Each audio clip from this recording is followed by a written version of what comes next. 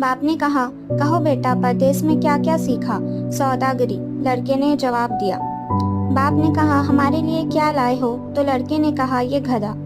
باپ نے کہا، گدھا لانے کی کیا ضرورت تھی؟ یہاں سینکڑوں گدھے مارے مارے پھرتے ہیں۔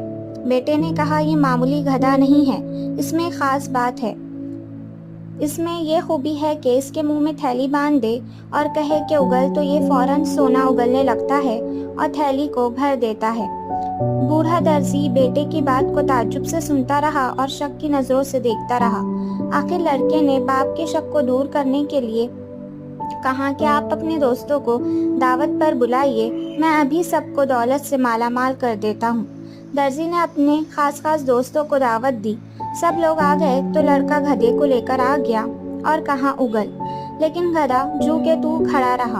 لڑکے نے کئی مرتبہ کہا لیکن نتیجہ کچھ نہ نکلا۔